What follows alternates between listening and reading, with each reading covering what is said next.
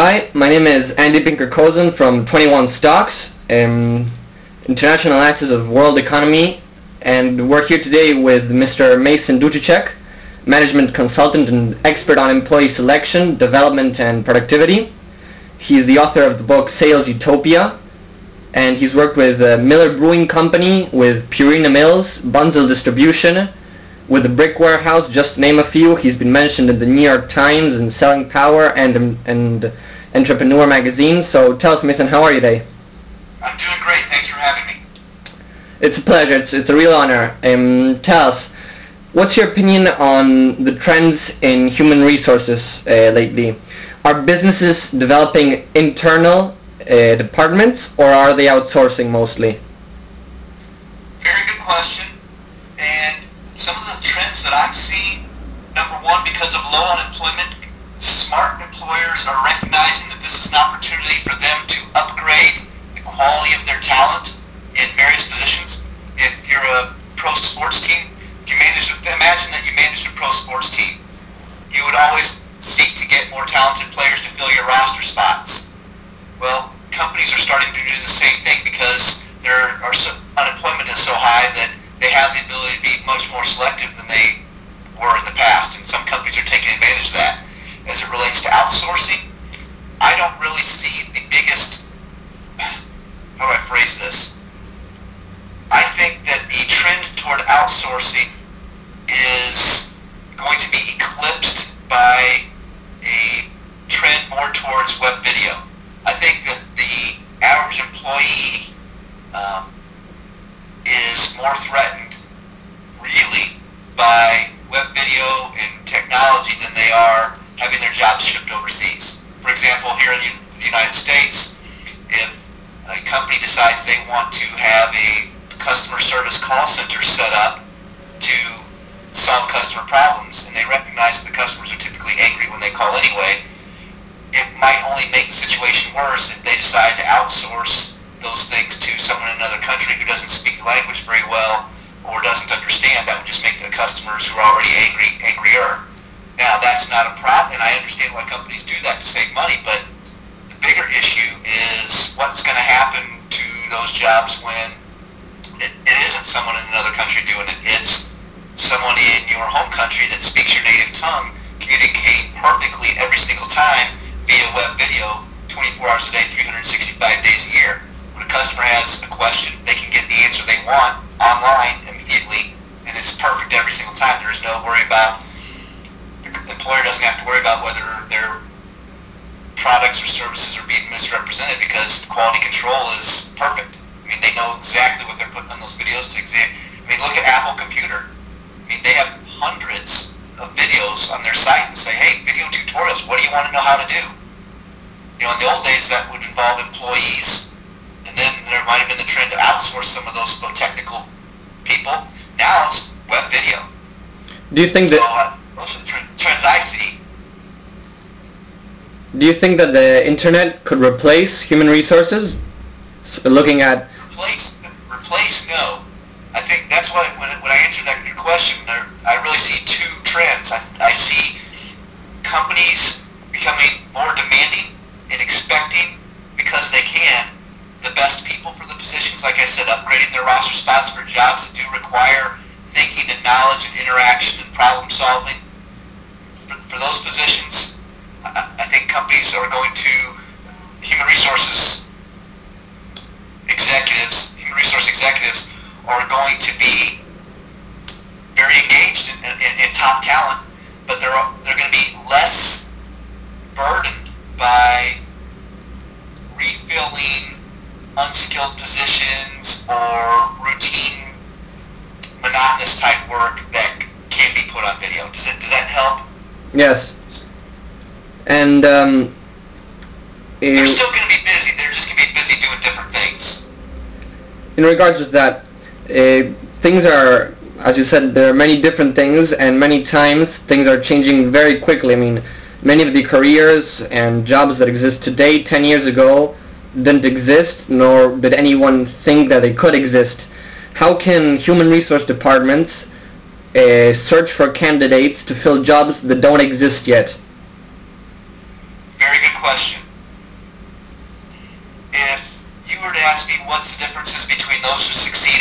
struggle in any position, I will tell you that the differences typically come down to three things. Number one is skill. In other words, can someone do the job? If it's a sales position, that means can they close? Can they handle objections? Can they prospect? Can they manage their time? If it's a customer service job, can they handle difficult customers? Do they know their product inside and out, etc.? So skill is the first one. That's can they do the job. Second issue is attitude and values. That's really a measure of will someone do the job and why. For example, someone may have all the skills in the world, but if they if they're not reliable, they don't have a work ethic, they abuse substances, they're not honest, then who cares? The third issue is behavior, and that's a measure of how someone does the job. For example, you may have a salesperson who's very skilled and knowledgeable about the job, but if they won't ask for an order because they're not assertive enough to ask for an order, then they'll fail. So the question comes back to how do you prepare? Well, I think what's happening is companies are looking at a job and saying, okay, these are the skills, attitudes, values, and behaviors that are required by this job, and recognizing that they can teach people the skills to do the specific job, but if the attitudes and values and behaviors aren't in alignment with what the job's going to require, it's going to be a very poor investment of the company's resources to train people for positions they're not suited for. They either won't stick, they won't stay in those positions, they'll leave, or worse, they'll be miserable and stay and make everyone else as miserable as they are, and neither of those things are a good option. So I guess the short answer to your question is I see companies taking a look and saying, what does the position currently require in terms of skill, attitude, values, and behaviors, and saying, okay, if they match the attitude, values, and behaviors, then it may be worth the company's time and energy to invest those resources in developing a person. If not, it won't. Many countries are evaluating the possibility, if they haven't already, of raising the retirement age, especially with many countries piling up so much debt and having to pay for the change in demographics of an aging population, especially when we get all these baby boomers retiring. How do you think that job applicants, job pools, candidates, and employee selection will change if retirement age is raised and suddenly the labor market includes much older people? Very good question. I think that's a very good question. How do I think it will change? That'll be interesting to see. If people have to work to be able to provide for their families, they'll do what they need to do. I think that I think companies will begin to take a look at maybe people who are maybe older. They may not be as desirable for physical jobs that require strength and agility and mobility, but those people that are older, tend to have better judgment and more life experience and may be very useful. Just because someone's older doesn't mean they don't understand things and can't think and reason and use judgment. Now they may not be doing physically demanding jobs if they're older, but who's to tell a 75 or 80-year-old man who understands a particular industry that you can't work? If that particular individual can provide value to an employer that exceeds what he's charging in salary, then more power to him. Now, you just spoke of rejecting certain people for job applications, and an article this week by Sam Hananel from the Associated Press spoke exactly of that many companies with more applicants because of jobless rates increasing are having to face more jobless applicants, and many times they reject jobless applicants, preferring to take somebody that's coming from another job rather than somebody coming from 6 months of searching for a job. As an expert on employee selection, how true do you think this is? That's a broad brushstroke and a big generalization. I would hope that most companies would look and say, I want the best person for the position, and if they are taking factors such as age, race, or sex into consideration as opposed to spoke earlier, skill, attitude, values, and behavior, then they are going to be then they're going to suffer the consequences for their poor choices. And I think that there are companies that do, and if they're prejudiced, or then they're not getting the best person for the job, and they don't get the best person for the job, then that's punishment in itself. As it relates to getting people who, or looking at people who have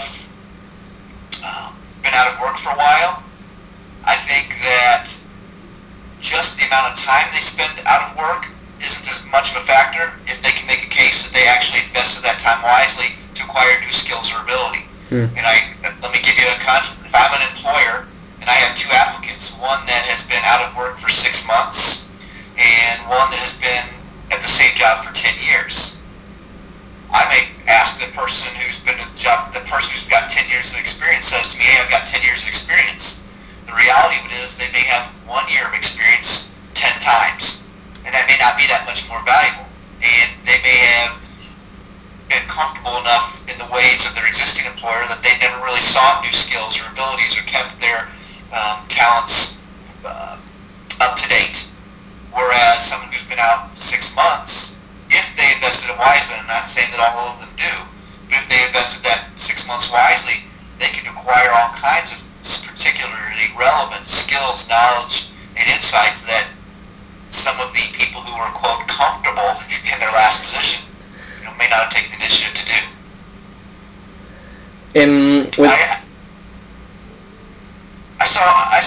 I can't remember what article it was, but I read recently that says, technology is changing things so fast that by the time someone gets a 4-year degree, a lot of what they learned, even past 18 months or 2 years ago, a lot of that's almost obsolete. So, again, the answer to your question is yes, I do think some of the people, there are people out there who discriminate against people because they haven't been employed for a while. Yes, I do think that happens. I bet you'd be naive to argue that it doesn't. Should it? No, but I think smart employers take each individual on a case-by-case basis. Not all employers are smart, but